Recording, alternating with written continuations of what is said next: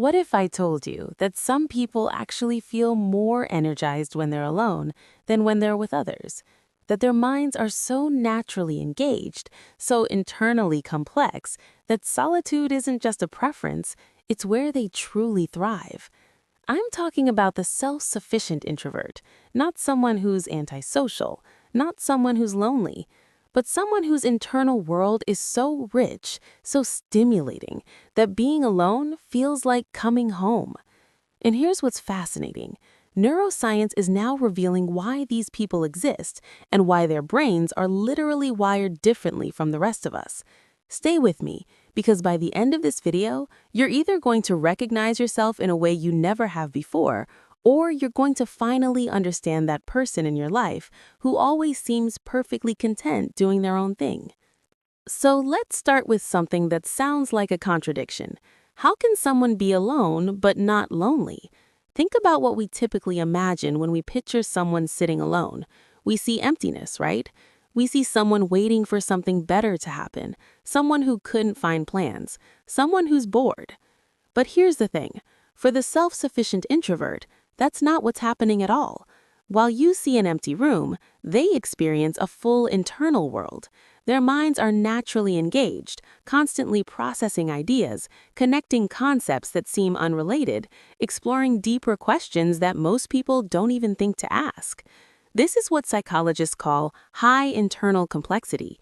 It's not something they have to create, it's their baseline state of being. Their thoughts don't need an audience to have value. They don't need external entertainment because the entertainment is happening inside their own heads. And this capacity for internal engagement is actually a superpower. It allows for enhanced self-awareness, the development of sophisticated ideas that require uninterrupted time to form, and a level of self-knowledge that people who are constantly seeking external stimulation rarely achieve. But society doesn't get it. We live in a culture that pathologizes boredom, that treats constant busyness as a sign of a full life. So these people learn to hide. Stick with me, because in a moment, I'm going to show you exactly what's happening in the brain that makes this possible, and it's going to blow your mind. All right, let's talk about your brain for a second. There's a network in your brain called the default mode network, or DMN for short. This is the system that's responsible for internally focused thought, mind wandering, self-reflection, making connections between different ideas. Now here's where it gets interesting. Brain imaging studies have revealed that people who genuinely prefer solitude have higher baseline activity in this default mode network. Their brains are naturally tuned inward. They're not trying to be introspective, they just are. And this creates a fascinating challenge.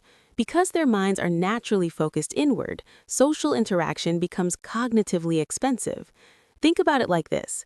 When you're having a conversation, you need to suppress your internal dialogue to track what the other person is saying, process their body language, formulate responses, navigate social dynamics. For most people, this is relatively automatic.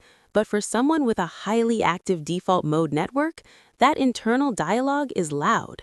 It's rich, it's engaging. Turning it down to engage externally requires significantly more energy.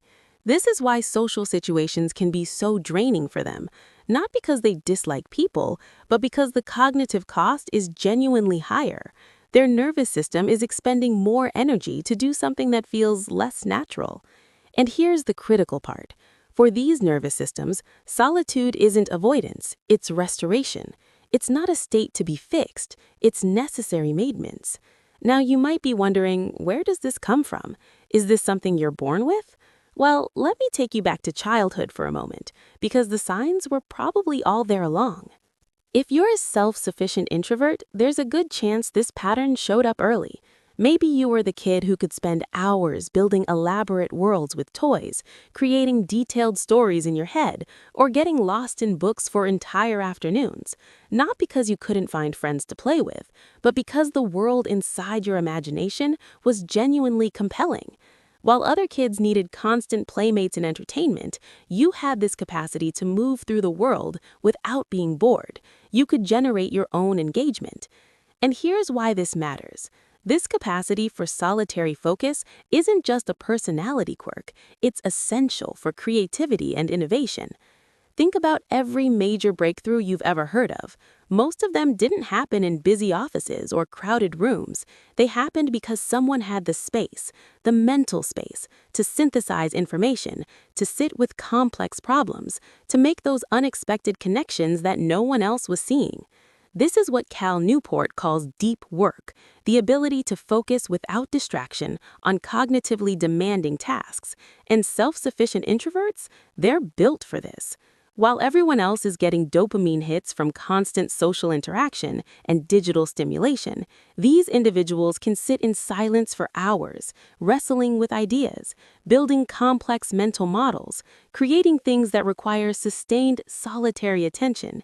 The capacity to be alone with your thoughts without immediately reaching for your phone, without needing someone to talk to, without feeling that anxious pull toward distraction, that's not a deficit. That's actually one of the most valuable skills you can have in the modern world.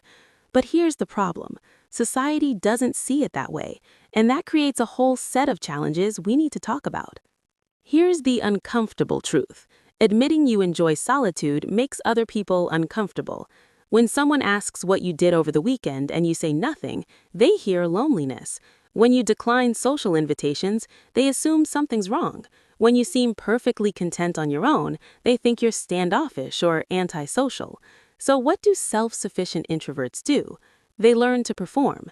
They make up plans to sound normal.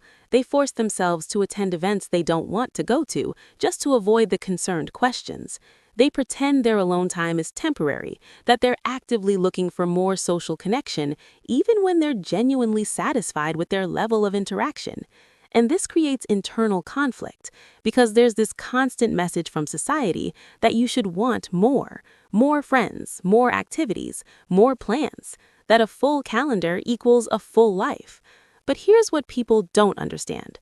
Self-sufficient introverts aren't antisocial, they're selectively social. They absolutely value deep, meaningful connections. They have relationships where silence is comfortable, where you can sit together without needing to fill every moment with conversation. They choose quality over quantity. But and this is crucial, they don't rely on these interactions to give their time purpose. Their alone time isn't waiting time. It's not a void that needs to be filled. It's valuable in its own right. Think about it. How liberating would it be if we stopped treating solitude as something that needs to be justified? If we recognize that some people genuinely recharge alone, and that's not something to be fixed? Because when you understand this about yourself, or about someone you care about, everything changes, and that's what I want to leave you with. So here's what I want you to take away from this. The capacity for deep thought and comfort with yourself is not a flaw. It's not a social deficit. It's a significant gift and strength. If this is you, if you've been feeling like something's wrong with you because you don't crave constant social interaction, please hear me. Your brain is wired differently, and that's not just okay, it's valuable. You have the ability to do things that most people can't. You can sit with complexity. You can generate your own engagement. You can create in ways that require sustained solitary focus. Those are rare and precious abilities. And if this is someone you care about, a partner, a friend, a family member, understanding this about them can transform your relationship. Stop trying to fix their need for solitude. Stop interpreting their alone time as rejection. Recognize that they're not avoiding life. They're engaging with it in a way that's authentic to who they are. The world needs people who can think deeply, who can resist the constant pull toward distraction and noise, who can be present with themselves long enough to develop ideas that matter. Being self-sufficient, being able to move through the world without being bored, that's not a bug. That's a defining feature of succeeding at something incredibly important, being genuinely comfortable in your own company. So whether you're the self-sufficient introvert or you love one, honor that, protect that space, stop apologizing for it. Thank you so much for watching this video. If this resonated with you, if you finally felt seen or understood something about yourself or someone you love, I'd be incredibly grateful if you'd hit that like button. It helps more people who need to hear this message actually find it. And if you want more content exploring the science of personality, relationships, and what makes us tick, subscribe to the channel and hit the bell so you don't miss future videos.